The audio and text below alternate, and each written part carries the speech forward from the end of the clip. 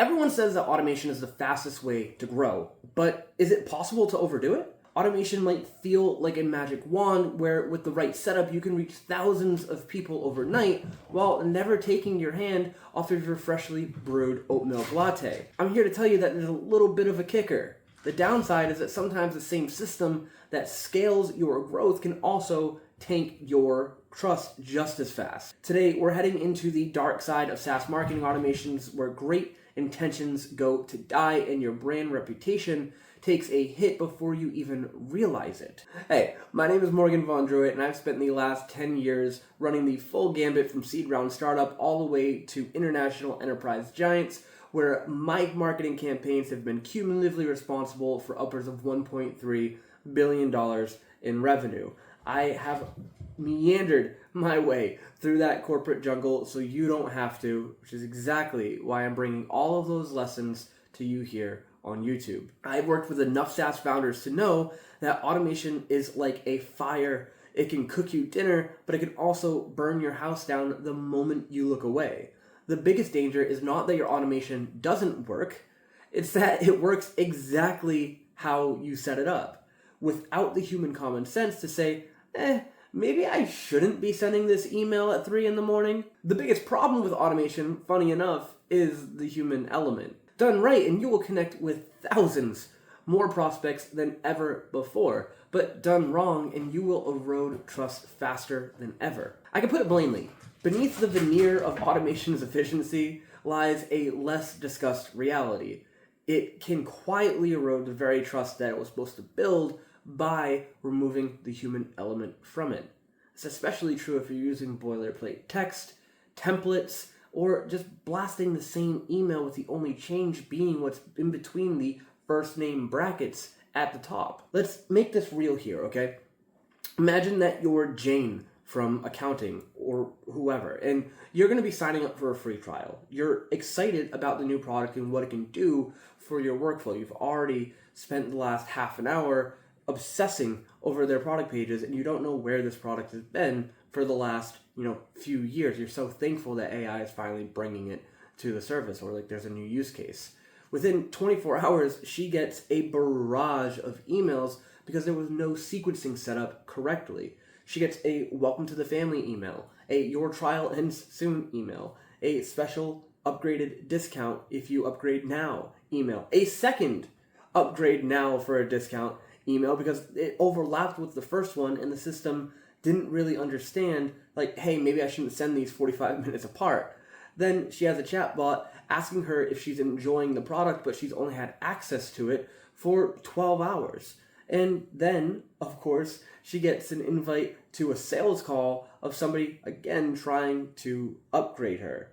This is all happening within the first 24 hours, and she doesn't know where to look. The first thing she's going to do is bounce or try and contact the support to be like, yo, what the hell is going on?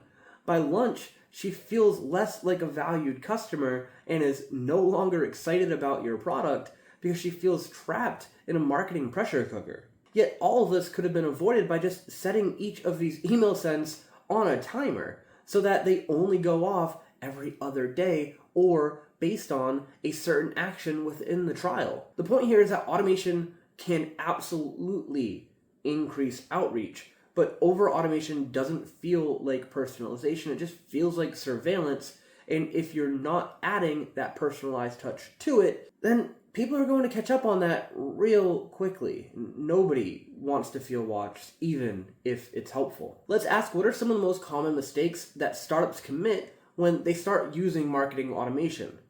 We can talk about this in 4 primary ways. The biggest trap that they fall into here is that they buy the shiny new automation platform, they flip the switch, and then they just run the exact same campaigns that they always run at scale. The only difference is that they just spam more people faster with a bad strategy, rather than using these tools to actually fix what was broken and then build it out from there. Number 2 would be feature hoarding. So it's like buying a deluxe gym membership, but you only ever use the treadmill. What's the point of going other than to people watch? You have segmentation, you have triggers, you have analytics, but you only run a weekly email blast on a given platform. You're not exploring the entire suite and figuring out how all of them tie together. The features aren't the problem. Your lack of a plan is, and your lack of resources and research looking at what that platform can do is the problem that it's not working. You're not willing to sign on to a whole new platform that might be costing you $50 a month if you're, paying for a single seat, and then just use one out of the 10 features and call it a day. Go get your money's worth. Number 3, and we've touched on this previously, would be the personalization backfire. So I once saw an email that started with "Dear F name" in all caps because they forgot to merge the data field, and that's not even the worst one on my list. You'll often end up with wrong names, wrong products, wrong anniversaries, a company that they're no longer at.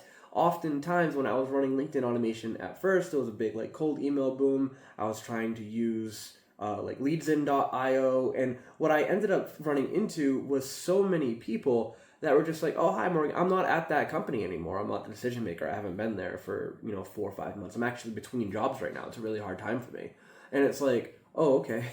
I'm sorry. I didn't mean to bother you or hit you at a wrong time or remind you that you're in blank." How do you bounce off of that lead at that point, right? And I was finding that with automation, I was getting more situations like that than I was useful people. These mistakes are automation's way of just saying that it's not infallible. It can make mistakes, and it's very literal. It doesn't have the ability to use human reasoning yet to say, "Hey, let's go ahead and check out their LinkedIn to see, what they're excited about right now, or if they have an open for work banner, or if this person is even open to being pitched to." The last one on the list would be the cold bot problem. So just pure automation for the sake of it with zero human touches, like a self-checkout machine that says, "Hey, have a nice day, thanks for your money," in a monotone voice. Yeah, sure, cool. It gets the job done, it saves your reps a little bit of time, but nobody feels special, nobody feels like they got the red carpet rolled out for them,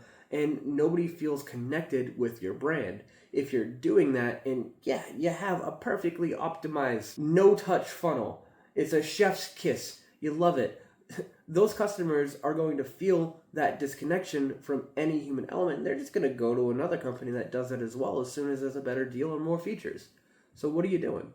You want to build some kind of bond. I'll give you some examples of when automation bit back and things went completely wrong for a SaaS startup. Let's paint some cautionary tales with this one. So a fintech startup that I was working with had a 3 a.m. incident where they forgot to set the time zone logic for their campaign, so customers in Europe started getting an action required alert email in the middle of the night. By morning, half of them thought that their accounts were compromised, and the company ended up having to spend the next week doing damage control because everybody thought that there was a data breach going on. It wasn't the intention. The next one here would be when you pick a whole bouquet of oopsie daisies.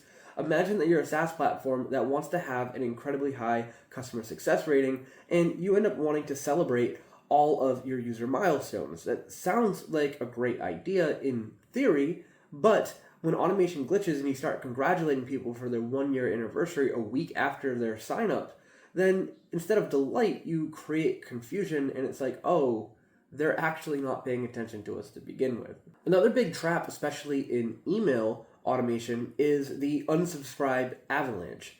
When you bombard people with so much content so quickly that they're just like, "Hey, I need to put you on pause, please."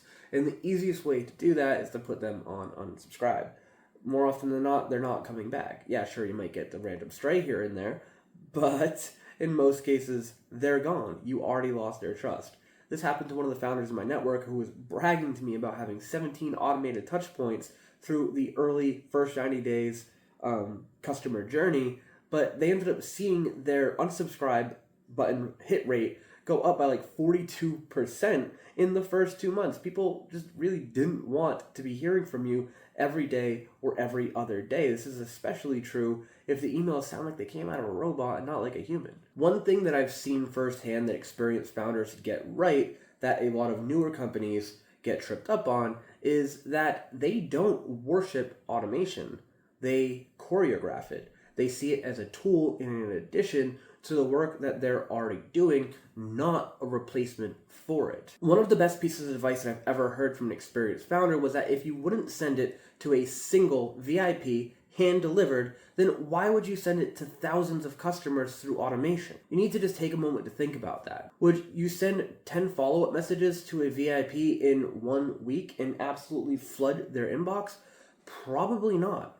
You'd tailor your communication, you would make it relevant, and then you would make it feel like you actually know them. Automation for automation's sake is not the answer to your operational inefficiencies. You need to perfect your campaigns first, and also, maybe you need to learn the foundational aspects of building these campaigns to begin with before you just ask a computer to do it. You'll learn by personally doing the work, and that's a big grievance that I have in SaaS companies in general is, this industry, the average SaaS team, if you're looking at marketing or sales or CX or whatever, it's like they're all using something like 20 to 25 different platforms that are all doing different facets of their job.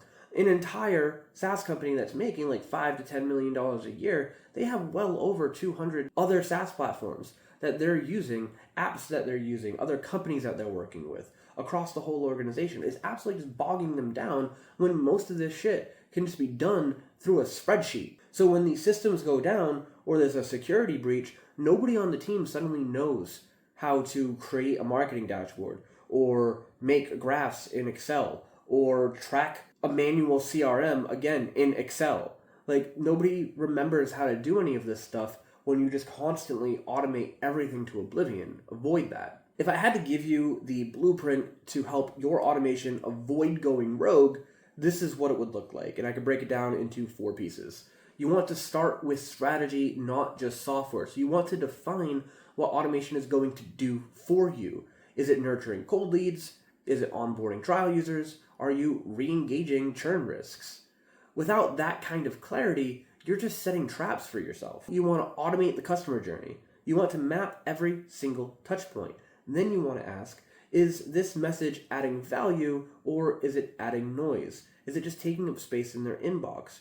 You want to ensure that, hey, this person just finished their 7-day free trial. Now they need to know how to get the product. Cool. This person has been on the product now for a month. Typically, people at this stage have mastered the basics and are looking for additional ways to level themselves up on the platform. Maybe we should surface them some knowledge-based articles or some video tutorials. Okay, cool. Like, things like this go a long way when you're hitting people in their inbox with messages, answering the questions that just popped into their brain that day. And that information is going to come from deep customer lifecycle research, not through rampant automation. Third on our list was that you need to blend automation with the human touch, and I would lean on the human aspect. For every automated step, you need to build a moment of human contact to balance it out. So an email from a real person, a quick phone call, a personalized Loom video where you say the person's name. That's where trust sticks, and you're showing, yes, we have people behind the screen that we're actually, funding and supporting and, building a relationship with you. They just happen to be augmented by technology. The last one, and the most important, is that quality control is a non-negotiable. You need to have the manager that is running the automation check it. Their leader needs to check it. A colleague needs to check it. There is so much that can go wrong just from a missed toggle. Test every single workflow in a dummy environment. Check every single link. Click them all. Make sure that nothing goes to an error 404 page. Read every message. There's likely not going to be any typos if AI created it, but make sure that it doesn't sound stale. Read it out loud. Would I say this to somebody face to face? A broken automation at scale isn't just embarrassing for your brand, it's expensive. The bottom line here is that you need to learn how to use automation without losing the human touch. Automation isn't some boogeyman or the villain in the room. It's absolutely a high-powered tool that you should be taking advantage of, but like any power tool, it will cut through your goals or your credibility depending on how you use it. So before you turn your marketing into a fully autonomous system, you need to pause and ask yourself, is this helping my customer, or is it just helping me feel productive and like I'm keeping up with the Joneses? In the end, not all startups win. In the end, the startups that win aren't going to be the ones that automate the most. They're going to be the ones that automate the right things at the right time for the right people. And especially the startups that win are going to be the ones who understand the fundamentals and could just do all of that work themselves anyway if automation didn't exist. As always, my name is Morgan Von Druitt, and if this conversation was helpful for you, please go ahead, like, and comment. I will keep that conversation going, and most importantly, ring that subscribe button. I will go ahead and put 2 videos over here on the side of my head, and feel free to click either of them and watch next. I will look forward to seeing y'all tomorrow.